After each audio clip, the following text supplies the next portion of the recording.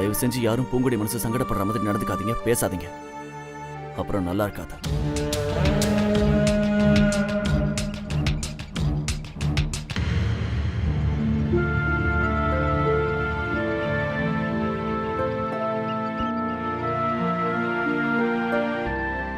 அவ உயிரையே காப்பாத்தி இருக்கா. அவளை நாம சும்மா விட்டுருவோமா?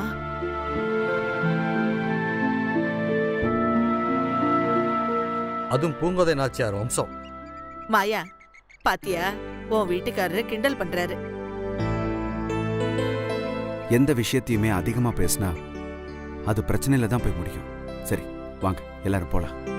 வாப்பா.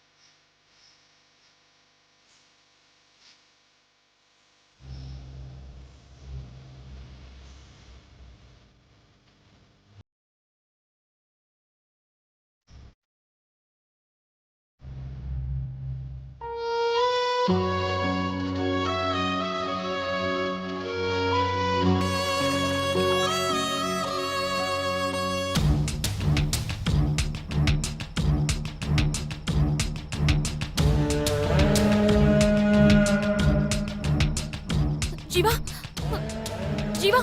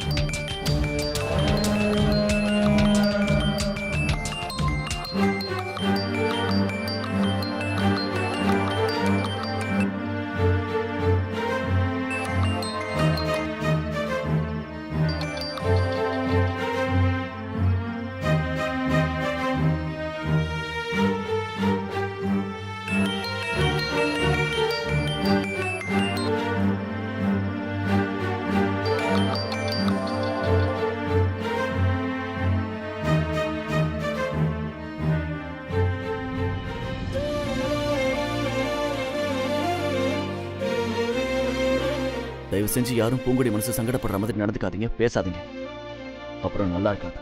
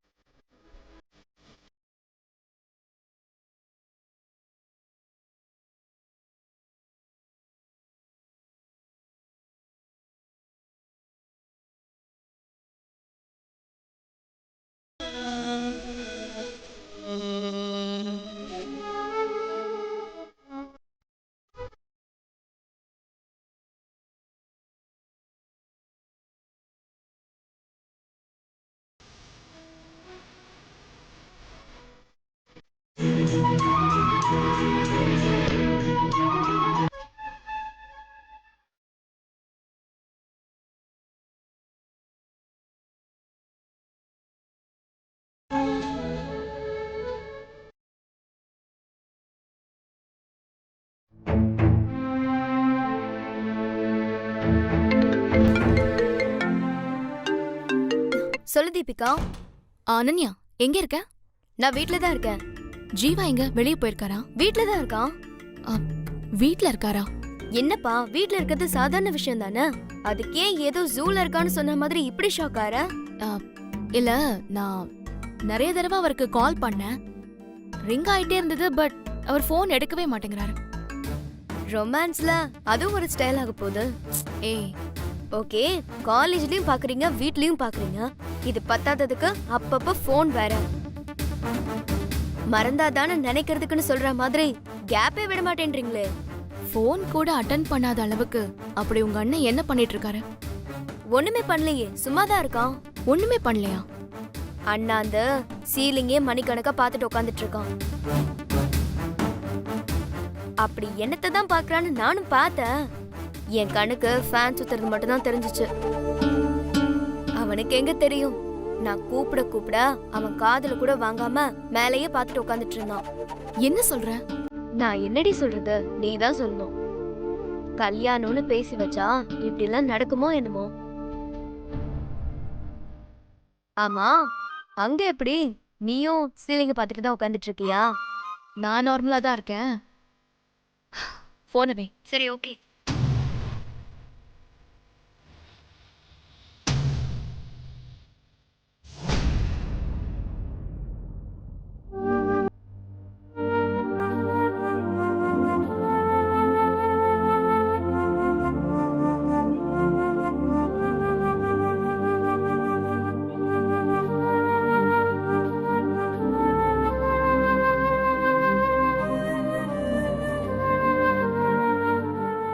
ஜீவா, ஜீவா, ஜீவா.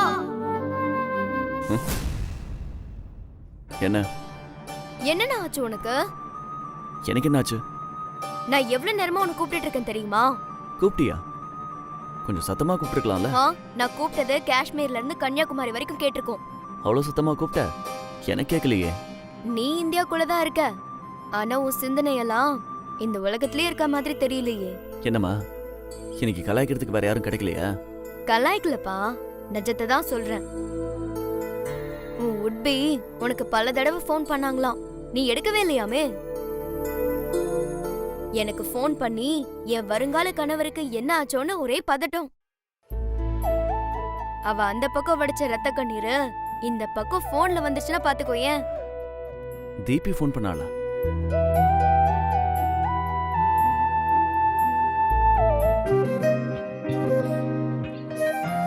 எனக்கு எப்படி தெரியாம போச்சு? சைலண்ட்ல போட்டிருப்பேன்னு நினைக்கிறேன். ஃபோன் சைலண்ட்ல இல்ல, நீ தான் சைலண்ட்ல இருந்த. உன் காதுல சங்கூதுனதே கேக்கல, இந்த ரிங்டோன் எப்படி கேட்டிருக்க போது? ஆமா, அப்படி என்ன யோசிச்சுட்டு இருந்த? நான் கொஞ்சம் தெரிஞ்சுக்கலாமா? சிரிக்காத, சகிக்கல. ஏய், சரி இத விடு, வேற டாபிக் பேசுவோமா? ம். நீ இப்போ பூங்கொடி கிட்ட பழைய மாதிரி பேசுறியா, பழகுறியா?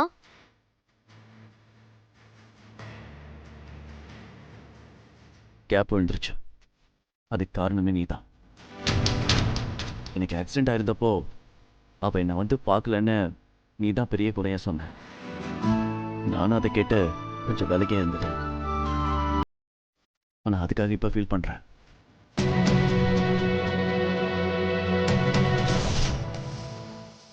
ஆமாண்ணா, நான் தப்பு பண்ணிட்டேன். அம்மா இந்த இன்சிடென்ட்டை பத்தி சொன்னதுக்கு அப்புறம் நான் ரியலைஸ் பண்ணிட்டேன். நாம ரியலைஸ் ஆயிட்டோம். ஆனா பூங்குடி எவ்வளவு ரியலான அன்போட இருந்திருக்கா. நான் அவளை ஒதுக்கினப்போ, விலைக்கு போனப்போ அவ மனசு எவ்வளவு கஷ்டப்பட்டிருக்கோம். ஆனா பூங்குடி அதை பத்திலாம் யோசிச்ச மாதிரியே தெரியல. எனக்கு ஒரு ஆபத்துன்னு தெரிஞ்சதும் எப்படி ஓடி வந்தா பாத்தியா? எப்படி ஓடி வந்தா பாரு. அப்படி ஒரு பதட்டம், அப்படி ஒரு வேகம். என்னை எப்படியாவது காப்பாத்திடணும்னு துடிச்சா. அதான் உண்மையான அன்பு இல்ல. அந்த நேரத்துல உனக்கு என்ன தோணுச்சு?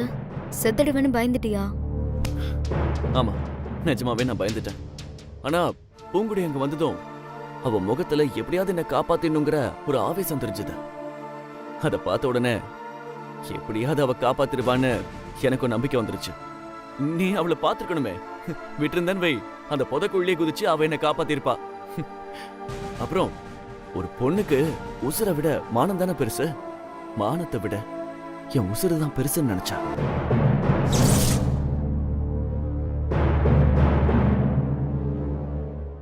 அவ்வளோ டிசிப்ளினா இழுத்து பொத்திக்கிட்டு தெரிஞ்சவ எனக்காக ஒரு நொடி கூட யோசிக்காம டக்குன்னு தாவணை கழட்டி தூக்கி போட்டு என்னை காப்பாத்தினா.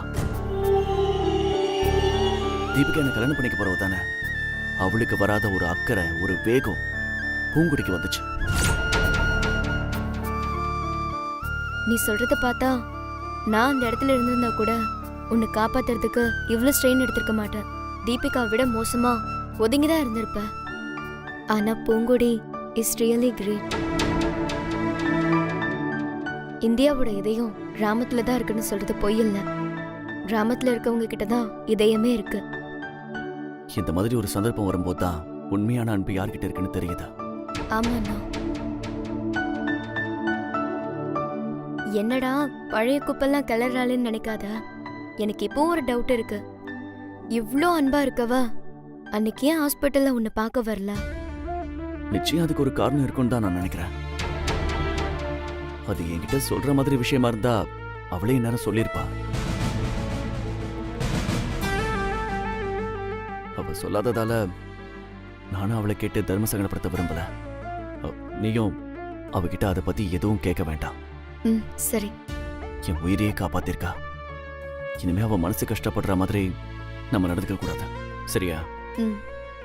ஒதுக்கி வச்சதுக்கும் சேர்த்து அவகிட்ட பழகணும், பாசத்தை காமிக்கணும். இவ்வளவு நாளா அவ நல்ல மனசை புரிஞ்சுக்காம ரொம்ப கஷ்டப்படுத்திட்டோம். இனிமே அந்த மாதிரி பண்ணக்கூடாது. நீ சொல்றது கரெக்ட் தான்.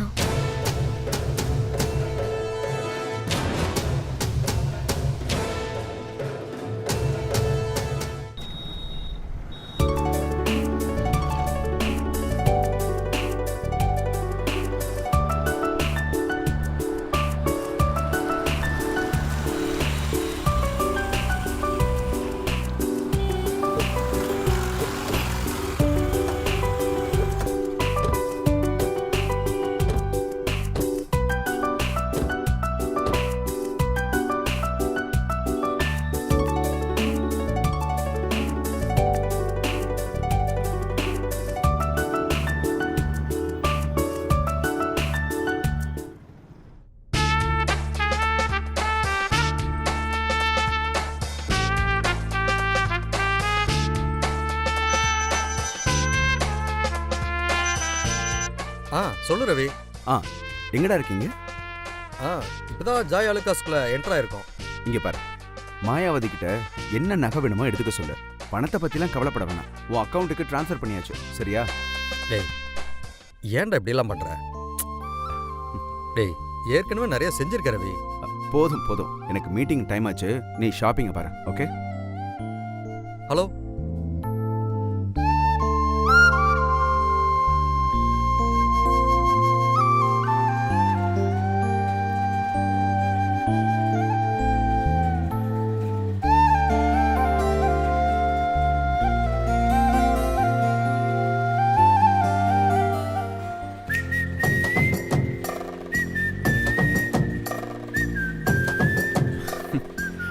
பூங்குடி, பயப்படாத, கைப்பிடி.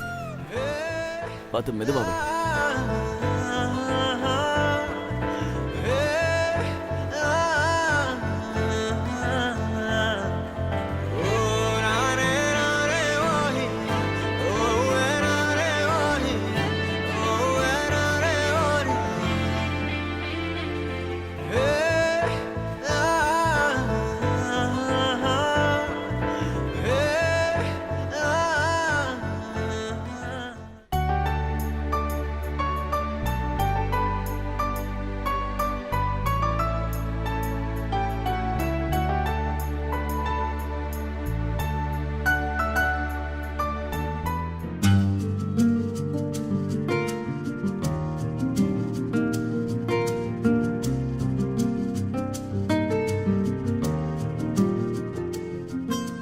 ஜீவா,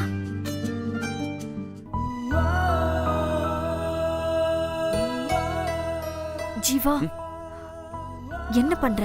கோயிலுக்கு போயிட்டு வந்ததுல இருந்து நீ பூங்குடி புராணமே பாடிட்டு இருக்க. இங்க வந்ததுக்கு அப்புறமும் நீ அவளே பாத்துட்டு இருக்க. டேய், யாராவது பார்த்தா தப்பா நினைக்க போறாங்க. நீ கட்டிக்க போற பொண்ணு அங்க இருக்கா, அங்க பாரு.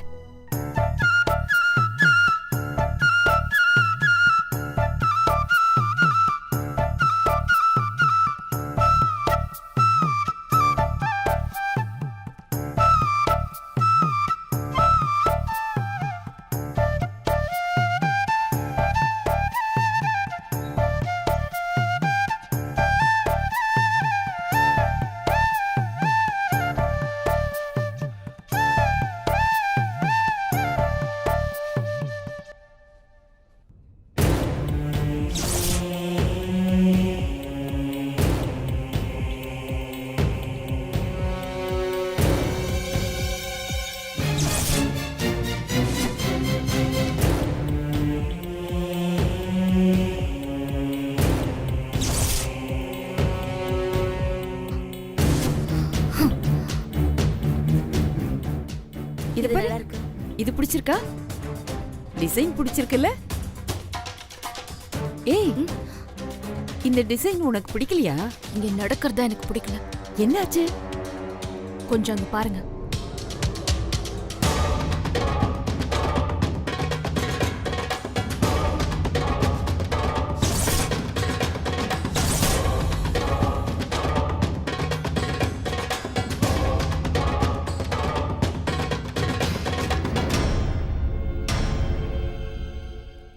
நல்லா இருக்குல்ல? நல்லா இருக்கு. மாயா, உனக்கே பார்த்துட்டு இருந்தா எப்படிமா? பொண்ணுக்கு பாரு. ஒரு நிமிஷம், நானே மறந்துட்டேன்.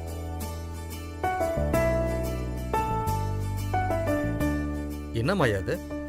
இல்ல ஸ்ரீராம், அதை இதேன்னு பேசி வாங்க வேண்டிய முக்கியமான பொருள் எல்லாம் மறந்துடுவேன். அதான் லிஸ்ட் போட்டு எடுத்துட்டு வந்தேன். புடிங்க. மல்லிகை கடைக்கு லிஸ்ட் போட்டு பார்த்துருக்கேன். ஆனா நகை கடைக்கு லிஸ்ட் போடுறத இப்பதான் பாக்குறேன். அந்த நெக்லஸ் எடுங்க. Madam juice madam. வேண்டாம்ப்பா. சார்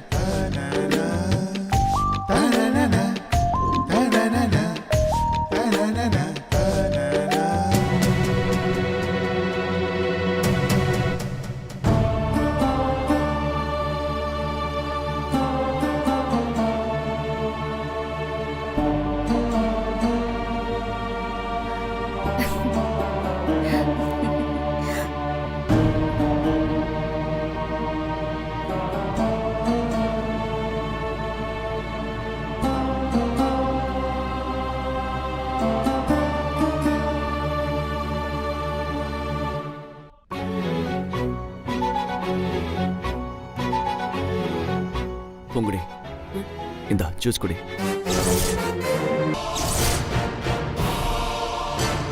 இல்ல வேண்டாம் சார், நீங்க குடிங்க. பரவாயில்ல, இந்தா வாங்கிக்கோ, ஜூஸ் குடி.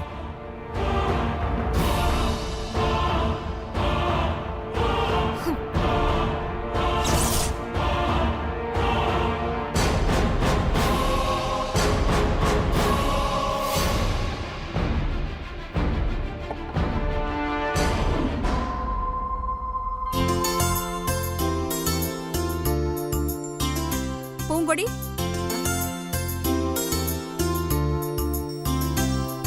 இங்க வாமா.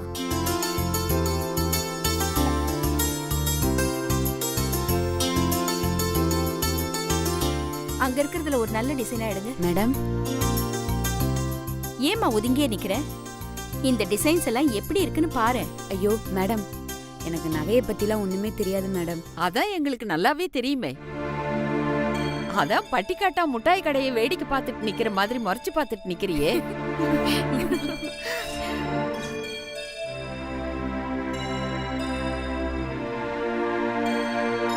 நிஜமாவே இவ்ளோ பெரிய நகை கடைய முதல் தடவையா இப்பதான் பாக்குறேன் மேடம். So what? வந்து நகையெல்லாம் பாரு. நாங்க செலக்ட் பண்றதுக்கு நீ ஹெல்ப் பண்ணு. ஐயோ மேடம், நான் ஒரு பட்டிக்காட்டு முட்டாளு. எனக்கு நகையை பத்திலாம் ஒண்ணுமே தெரியாது. எல்லாமே நல்லா தெரிஞ்ச பெரியவங்க நீங்க இருக்கும்போது நான் ஏன் மேடம்? நீங்க செலக்ட் பண்ணுங்க, நான் ஓரமா நின்னு வேடிக்கை பாக்குறேன். சரி, அதை எடுங்க.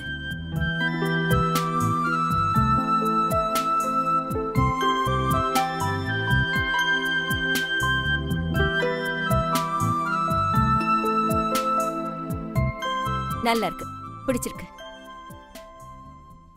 தீபி, ஆண்டி, கொஞ்சம் இங்க வாயே. மம்மி இதோ வந்துடுறேன். என்ன ஆண்டி? இந்த செயின் எப்படி இருக்குமா? Nice aunty. நிஜமாவே பிடிச்சிருக்கா? ரொம்ப பிடிச்சிருக்கு ஆண்டி. புது டிசைனா இருக்கு. பூங்குடி, இது உனக்கு பிடிச்சிருக்கா?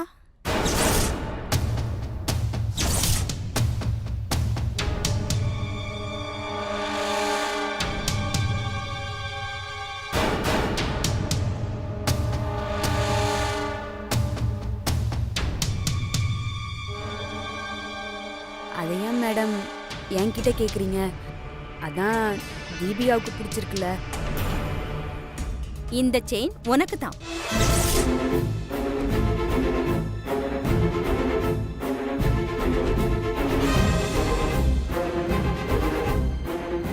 நீ போட்டுக்க போறது உனக்கு பிடிச்சிருக்கணும்ல.